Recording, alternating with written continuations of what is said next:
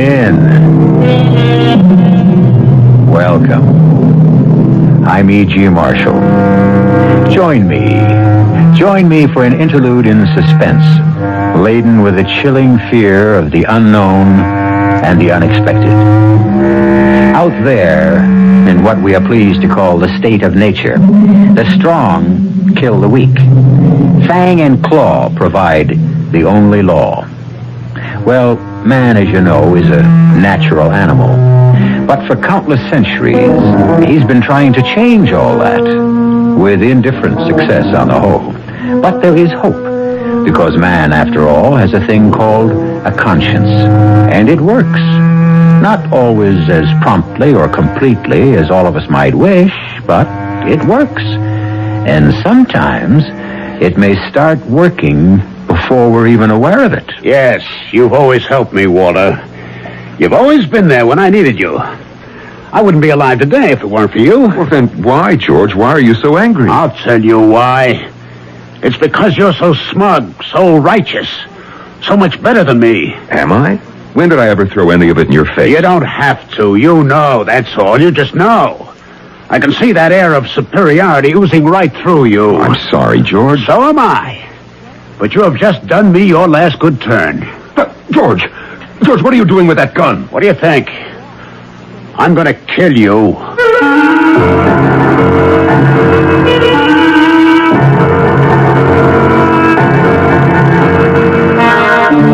Our mystery drama, The Deadly Process, was written especially for the Mystery Theater by Sam Dan and stars Norman Rose and Ralph Bell.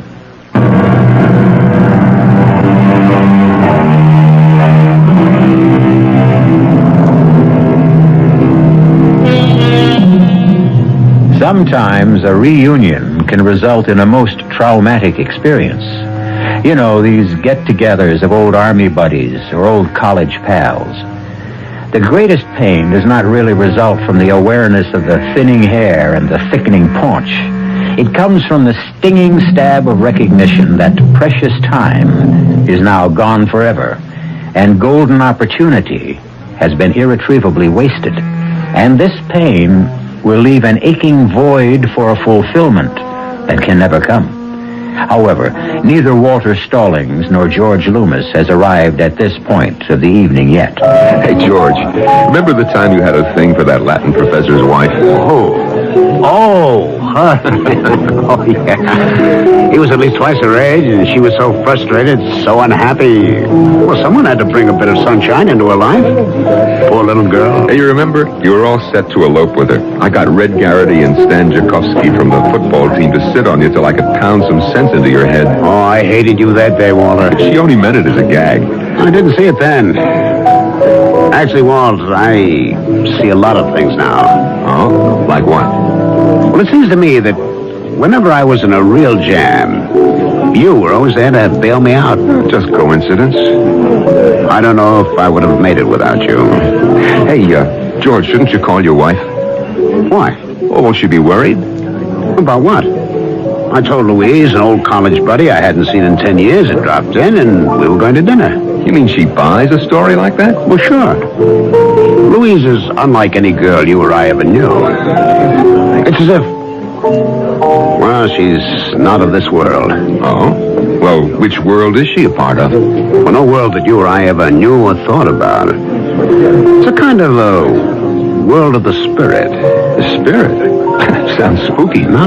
There's a quality to Louise that seems to see. It seems to sense things that are unsaid, unknown. Is that so? Oh, yeah. I think you'd be a shock to the system. New subject. George, why do you think I called you today? You happen to be in town. No. I didn't happen to be in town. I came to see you. I heard that you were with Tricon Chemical.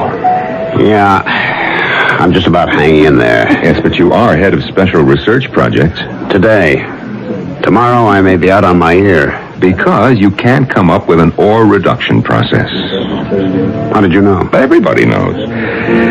Here, Tricon's sitting on the world's biggest known ore deposit, and you can't figure a profitable way to bring it up. And that, Walter, may cost me my job.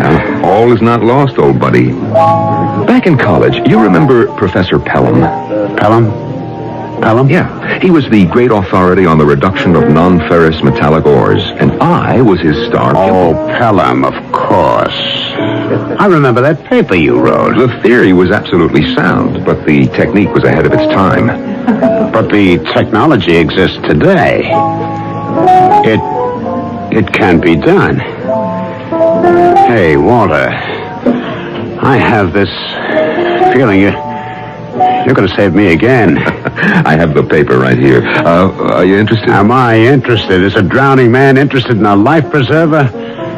And look, Walter, there's a fortune in it for you. No, I don't care about the money so much. I'll tell you what I need. Well, anything, Walter, anything. If this can work out, you're going to be a rich man. I need the credit. Hey, George, let's call it the Stallings-Loomis process.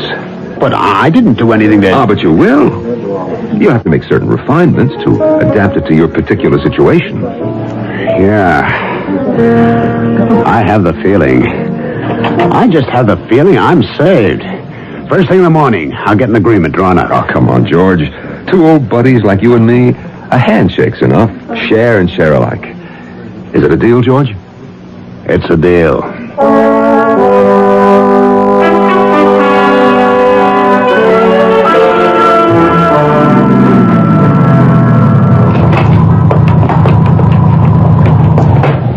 Mr. Loomis? Sir?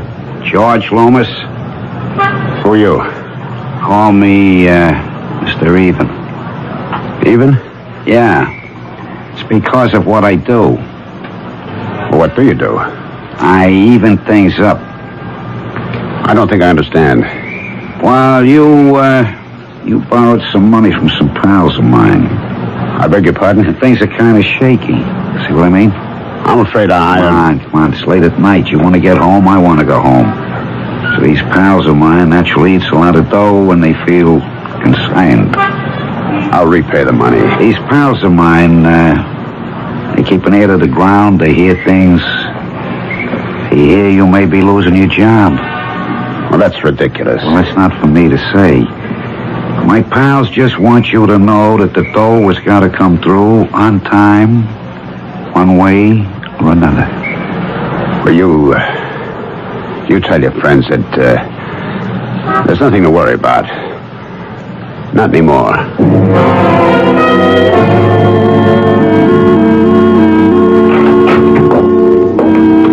George, darling. Louise, I didn't hear you come home. I didn't want to disturb you, my dear. Why are you sitting up so late? I'm working. Well, you can come to bed now, dear. Well, I haven't finished. George, dear. I know that you've just seen the answer. The answer? The answer to the problem that's been plaguing you for so long. How do you know? I know, dearest. I know. I can see it in your face. You have found the answer, haven't you? I've been considering a new approach. And? And it looks promising. It's a highly technical process. It has to do with the separation of certain metallic ores. Well, anyhow, I think I have it licked. I think I have the answer. The answer. Oh, George, that's what fascinates me. Now, how did you arrive at the answer? Was it a rearrangement of old elements, or was it the addition of something new, or was it a sudden flash of insight?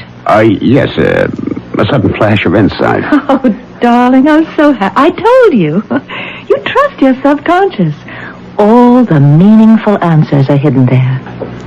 Now, tell me about this college friend of yours, Walter Stallings. Walter, well, I would have been glad to join you for dinner. Oh, I know, dear. After all, old friends have a certain precious quality. We weren't exactly old friends. Oh? I thought you said that he was... Well, we were acquaintances, really, nothing more. I only saw him because I didn't want him to think I was snubbing him. Well, that was very kind of you, darling. I didn't want to hurt his feelings. I can't imagine you hurting anyone. It killed an evening. I suppose such things can't be helped.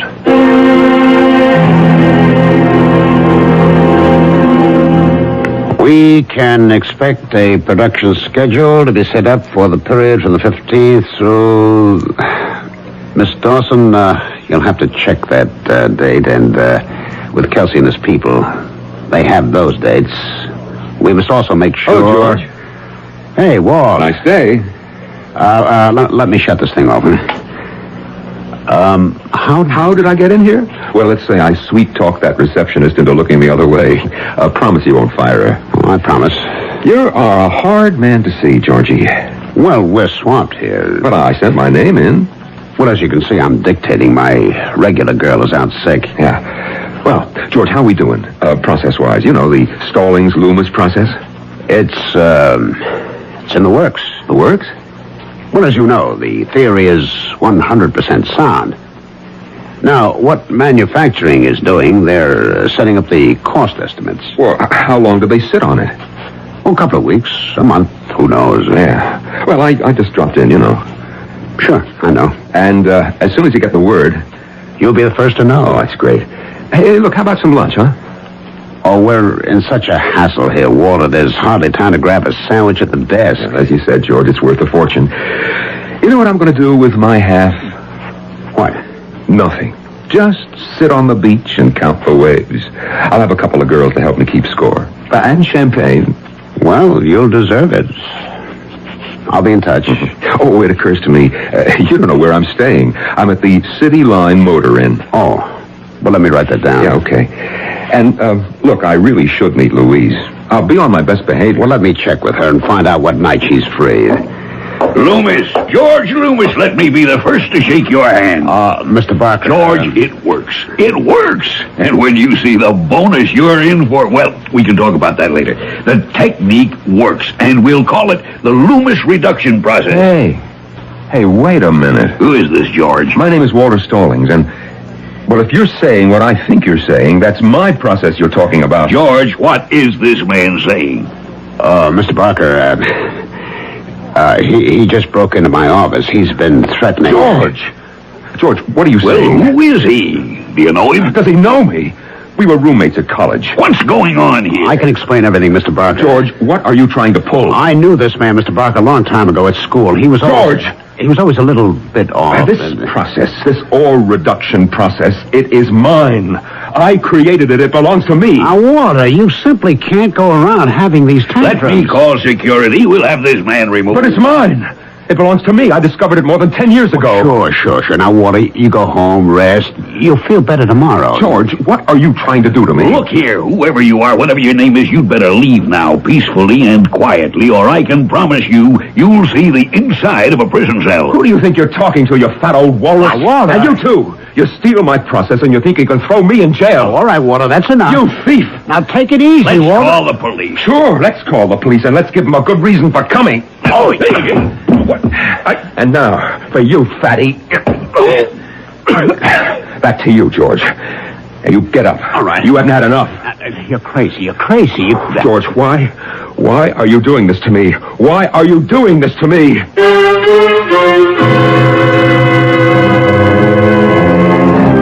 Why? We ask why also. And yet, it's the oldest story in the world, isn't it? While half a loaf may be better than none, the entire loaf is best of all. The loaf will have to be sliced. And we shall see who will hold the knife when I return shortly with Act 2.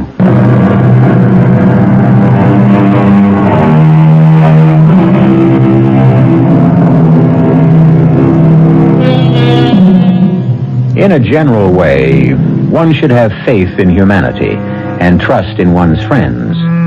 It's when we leave generalities and come down to specifics that the rub comes in. Walter Stallings trusted George Loomis, and when the dust had settled, George had stolen Walter's valuable industrial process, and Walter was jailed for disorderly conduct when he protested such shabby treatment. Is there no justice? It all depends on what justice really is. More coffee, darling? Half a cup, maybe. I should be leaving for the office. George, what's this in the newspaper? What? Where, dear? Darling, it mentions your name. chemical company executives in brawl? Oh, that, I should have looked at the paper and slipped that thing out. Why? What is it? Well, I know how upsetting things like this can be to George, you. what does this mean? It means, darling, that people in Mr. Barker's position, my position, can often be at the mercy of every nut, every crank that comes down the pipe. Yes, I don't understand. It says that you stole that process from Walter Stallings. No, dear, it doesn't say that. It says Walter Stallings claims I stole it. But it says right... There are 4 paragraphs in the story. 3 of them are concerned with what Walter Stallings claims. Notice the sympathetic tone. The 4th paragraph is a brief couple of sentences in which our company denies all of his allegations. That's because he's just one man and we are a mammoth corporation, and the public will sympathize with the underdog. But what are the facts, dear? I mean, you did meet with Walter, that's 10 days or 2 weeks ago. Of course. Well, what happened? We chatted. Was the process mentioned? Well... And did it have anything to do with the meeting you had with Walter? Yes, we were just sitting around trying to make talk. But did you talk about the process? Well, let me tell you how. He said to me, I hear your company's having trouble trying to reduce some ores. And I said, yes. And he said, I'll bet you don't remember. And I said, remember what? And he said, oh, you did a pretty good paper on that back in college. And suddenly... Yes, dear? Well, suddenly it all came back to me. Just like that. What did? A theoretical problem I'd once solved in an exam. Isn't it remarkable, darling, how quickly we forget so many of the basics? And that's the process that he's talking about. Yes, dear, that's the process. But why should he claim that... Oh, well, darling, he's a peculiar person. He always was. We were at school together. I got somewhere he didn't. Well, I think it's awful. Well, look, I'll tell you what I'll do. After he cools down, after a couple of days in jail, I'll put up his bond. George, that would be so kind of you. And I tell you, I think ethically he's entitled to something. Oh, I'm so happy you feel that way. I admit I was stumped, up against it. He did contribute something. He reminded me that I had the answer. In that sense, he helped me find it. And in that sense, morally, he's entitled to a finder's fee. When I get the bonus, I'll give him a few $1,000. Oh, George, I love you so much.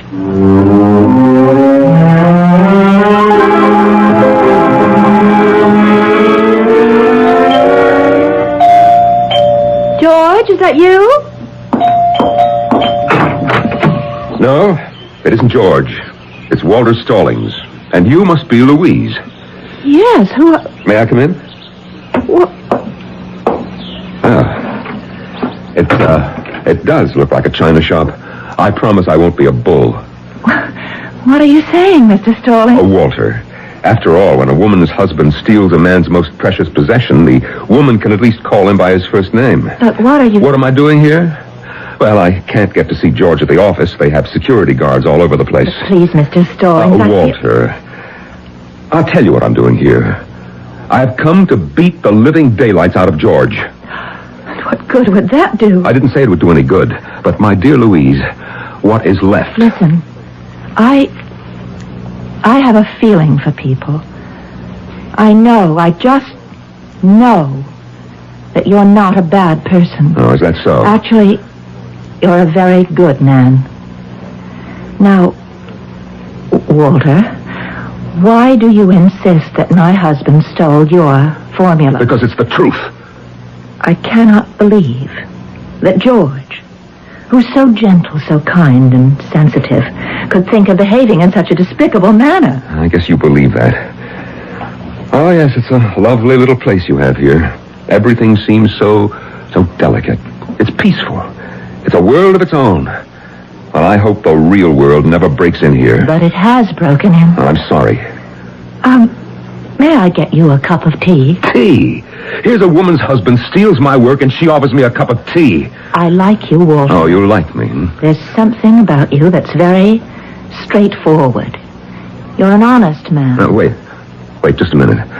Are you saying that I am right and George is wrong? You can be honest and still be mistaken. Yeah, sure. Walter, listen to me.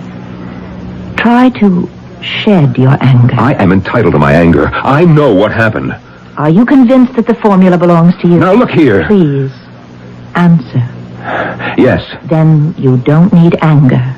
You don't need bitterness. What do I need? You need peace of mind, calm, serenity. I always had those things.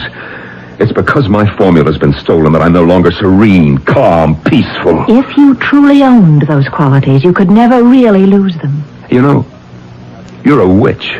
Please. I came in here with blood in my eye, ready to kill. And now... And now? Well, now I feel so different. What did you do to me? Nothing. You probably found yourself. Yes, I did. I just remembered something. What? Oh, the basic relationship that existed between George and me. And what was that? Oh, well, you wouldn't want to hear it. No, if it's the truth. Well, he was kind of dumb. I was always getting him out of jams. That's how you saw it. This is typical of the stupid things he's always done. You're not supposed to be angry, remember? Oh, I'm not angry. I bear him no malice. It's his way, and he can't help it. Why did I blow my stag? Oh, wait a minute. Good Lord, I have my proof. You mean what appears to be proof? Pelham. Professor Pelham. Who? My old metallurgy prof. He's an internationally respected authority. He'd remember. I'm sorry, Louise. For what? Well, you love George, and you helped me just now to come up with the evidence that can destroy him. No, Walter. The truth will never destroy anybody.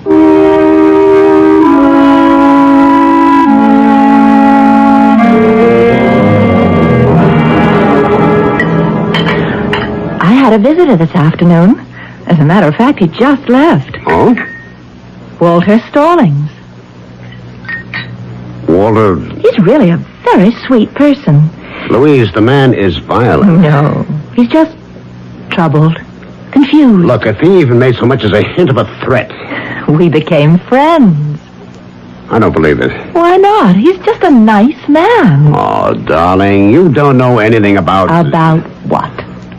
About the real world. Dear, why do you keep insisting I know nothing about the real world? I'm very much aware of it. He's hysterical, unstable. He could have beaten you. There's only one way to treat wild animals. Oh, and what's that? Lock them up. In the first place, he's not an animal. Secondly, locking people up never solves anything. And thirdly, we found a way to handle the problem. You what? He must be made to face reality. And reality is that he must give up these hallucinations that the process belongs to him. Well, I agree with that completely. Now, he happened to mention an old college professor. Oh. Oh, what was the name again? Pelham?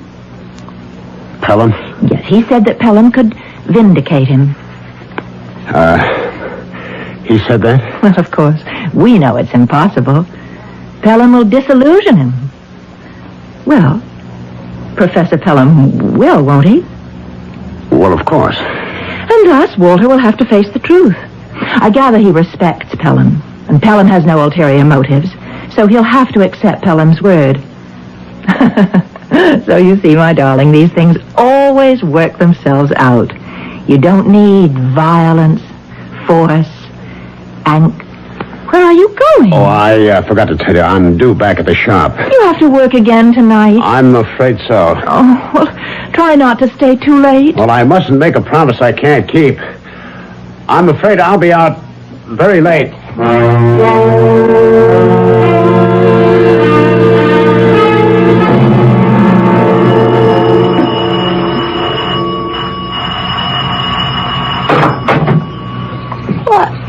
What? It's Mr. Stallings. Good morning, Maudie. You're more beautiful than ever. Oh, how I longed for you all these years. You're still full of your old nonsense. Can I have a cup of coffee with the professor? What? Yeah, the professor. He ain't in. Oh? He's, gone to one of them, a conference. Where? One of them foreign countries. Really? Yes, he'll be gone a while because he'll go on a sabbatical. Morty, why are you lying? Oh, honest, Mr. Stallings. You don't know how to lie, Morty. You make a horrible mess of it. Now, you tell the professor that I'm here. But he... Yes? Oh, he's in his study. Thank you, Morty. Come in. Hello, Professor. Why, it's, Walter Stallings. Walter. Sit. Find a chair. Now, what's this bit you're not in? I'm trying to write my book. Same book? Same book. It's good to see you, Walter. Professor, you are going to save my life. Do you remember a paper I wrote for you, 10, 11 years ago? It's going back a long time ago. Yeah, but you said that you'd never forget that paper. I did? Yes, it was all about new methods of reduction of non-ferrous metals. Walter, the years come and go. But you were so taken with it. You kept the original, and I had to make a copy for my own files. Walter, if I kept copies of all the papers my students wrote, my home would be a warehouse. But Professor, you wrote such glowing praise on practically every page. I'm sorry, I just can't recall it. Look, I brought the idea in that paper to George Loomis. You recall him, the class dummy? I don't see. Well, believe it or not, he is head of research at Tricon Chemical, and, well, he stole the process from me. Oh, I can hardly believe this. I guess he came down here to buy you off, huh? What? How dare you? How much did he offer you? I don't know what you're talking Yeah, about. well, I hope that your conscience... Walter, I really don't remember. Yes, George was here. He offered me a consultantship at Tricon, and I'm getting very old, and I never made any real money. Yeah, sure. And Walter, I really don't remember. I really don't remember. Good night, Professor. Mr. Stallings, Yes, Morty. forgive him. He's getting senile. That man in there is not the same Professor Pelham you used to worship. I used to worship. I know, Morty. I know. But what can be done? Oh, nobody can help me now. Don't say nobody. I can save you. And I can save him. How, Morty? I've got the paper. The paper? My paper? That paper. He kept it for himself because he liked it so much. And then the other day he says to me, Maudie, burn this. Well, I couldn't understand. It just ain't like him. Oh, Morty, how can I ever thank you? But why should you thank me? I'm only doing the right thing. Now I've got him. Now, Mr. George Loomis. Look out.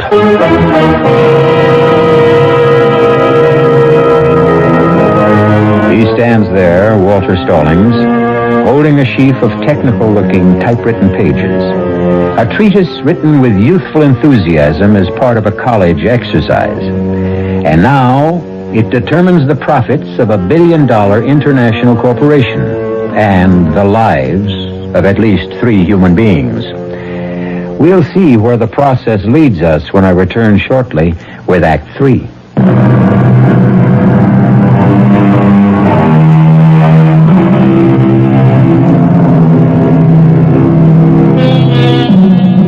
Somewhere, sometime, someone has surely given us the following advice.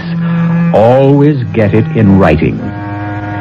So much of the anguish of this world results because we fail to heed that advice. Walter Stallings had a problem because he didn't get an agreement from George Loomis in writing. However, luckily, miraculously, somehow, Walter has managed to come up with the most effective writing of all. Come in, George. Sit down. Yes, sir. George, we have a problem. Stallings is taking us to court. He hasn't a leg to stand on. Are you sure? He's a crank. It's one of those nuisance things. Are you sure he has no proof? Nothing. Written? Oral? Absolutely none. Then we have to fight him. But something bothers me. What's that? I've had some research done on him. He seems to be a very competent man. He has a good reputation. What makes you think he can't win in court? Mr. Barker, he doesn't have a chance in the world. I hope so, George. For your sake.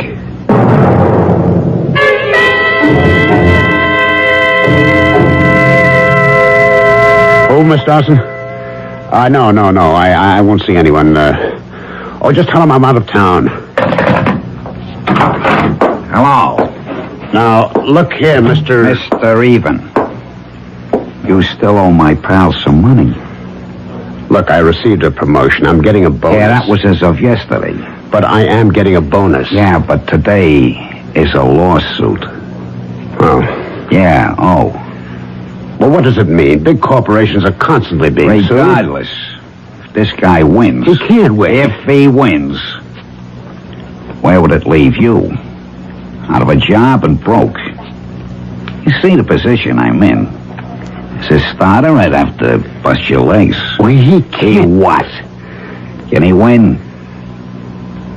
He has a chance. Okay, so now I know where we stand. I know what I gotta do. I may be wrong. He has to have no chance at all.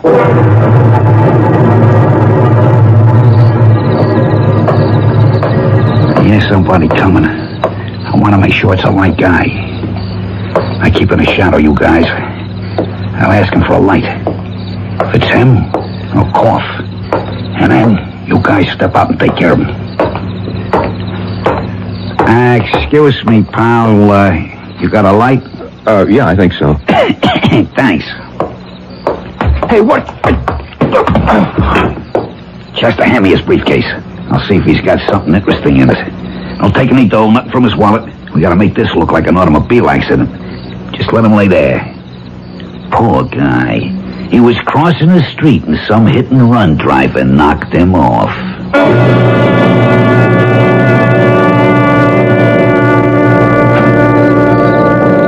Mr. Stallings.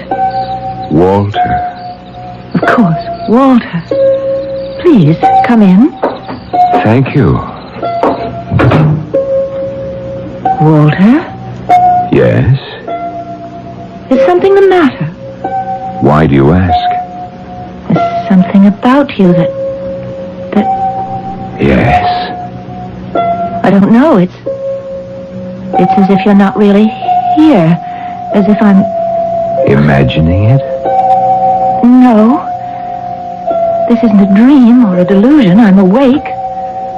I know I'm awake. Look. Hold out your hand. I'd like to touch you. Walter, let me touch your hand. Walter? Walter? Where are you? Now, darling, it must have been an illusion of some sort. But I'm so positive. When did you say it happened? With exactly 9 o'clock. I was just about to listen to the news. Darling, here is why he couldn't have been here. George, why do you insist? Because at 7 o'clock he was found by a police car. What? A hit-and-run driver. Oh, no. He was taken to the hospital. He was... Dead? almost. He's in a coma. He's not expected to live. But he was here. No, darling. I saw him. We spoke. Darling, it's your imagination. I'll go to him. I'll go to the hospital. You can't. How would it look? It would look like what it is, a visit from a friend.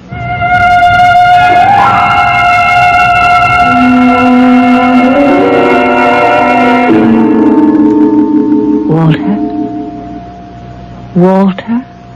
He can't hear you, Mrs. Loomis. He can, Doctor. He can. And I can hear him. Louise. Yes, Walter. I had to leave you before because I wasn't dead yet. What are you saying, Walter? Mrs. Loomis, he isn't saying anything. Louise, I have to see George. When I'm dead, he mustn't worry. I'll still help him. Of course. You'll help George. I've always helped him. I'll still help him after I'm dead. Walter. Oh, Walter. Mrs. Loomis, you must leave now. After I'm dead, I'll come back for George. Mrs. Loomis. Yes. Goodbye, Walter. Goodbye for now. Doctor, I'm sorry, but there isn't a chance in the world. He can hang on for minutes, days, but we can't save him. but I was just talking to him. You heard. I heard nothing. He wasn't saying anything. But I heard him. I heard him. Mrs. Loomis, it's just your imagination.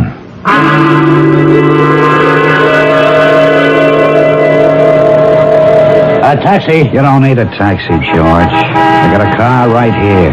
Step inside. Where did you come from? We won't take up too much of your time. Let's drive through the park, Chester. It's such a nice day. What do you want? I paid off your friends. I got lots of friends. Like, I got a friend who tells me if he could get his hands on Tricon's proposed development program, it would be worth a fortune. Certain people. I dare say it would, but I have no use for espionage of any kind. When can you let me have the plans? I don't think you hear me. You're the one who don't understand. Isn't listening. You give me some papers. They describe that ore process. Nobody else knows but the two of us. You can't keep asking me to do anything like that. You can't. Now, sooner or later, I have to be caught. You know what that is, Georgie? That's life.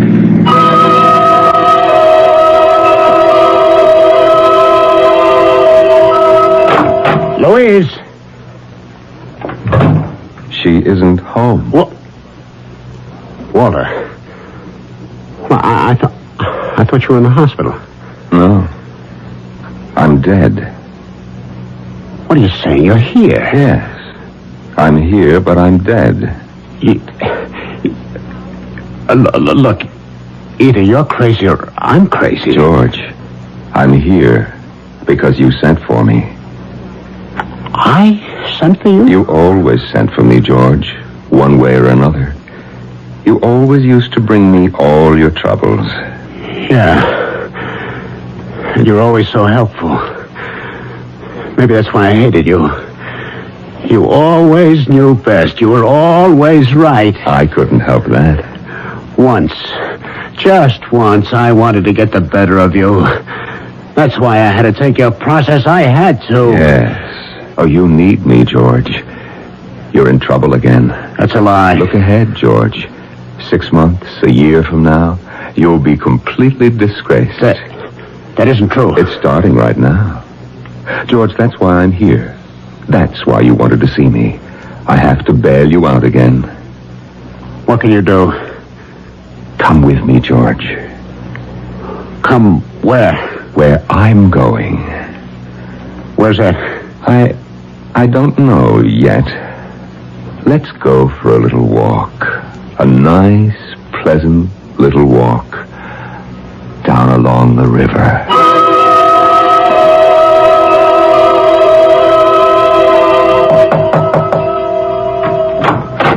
Mr. Barker. May I come in, Louise? Please do.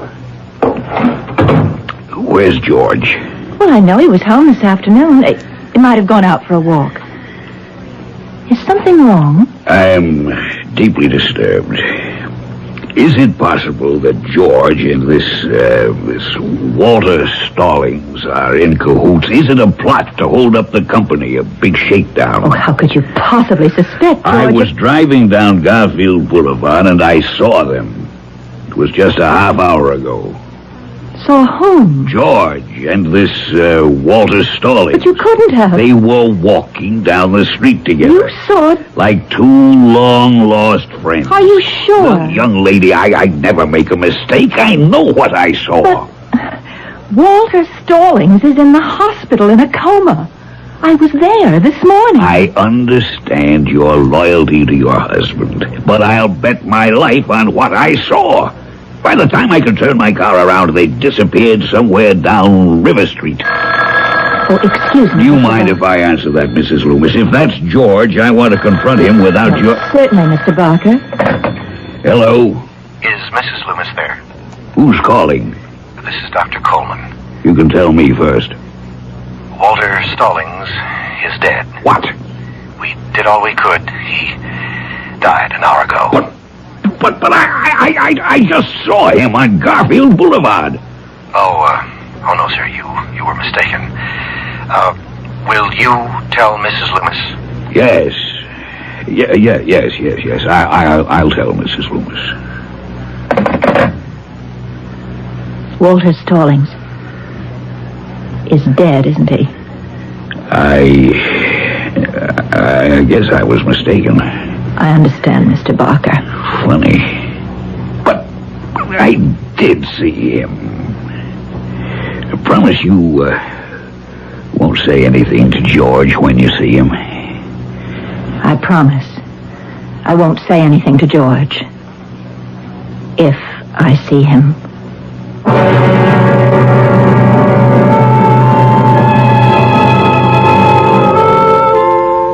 If I see him. At that point, she knew. She knew what you and I have already suspected. That she wouldn't see George again. She wasn't really surprised when George's body was found in the river a few days later. She knew it was necessary for Walter to help George once again. And for better or worse, that was the way it had to be. I'll be back for better in a few moments.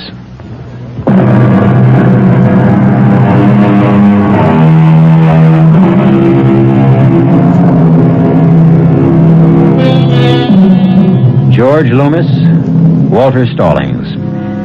A bond, a mysterious, unbreakable bond forged between two men. Neither asked for it, neither even wanted it. But in life and in death, they would be inseparably linked. And talking about the bonds that link, we hope you'll be bonded to your set for the next mystery tale. Our cast included Norman Rose, Ralph Bell, Marion Seldes, Bob Maxwell, and Jackson Beck. The entire production was under the direction of Hyman Brown.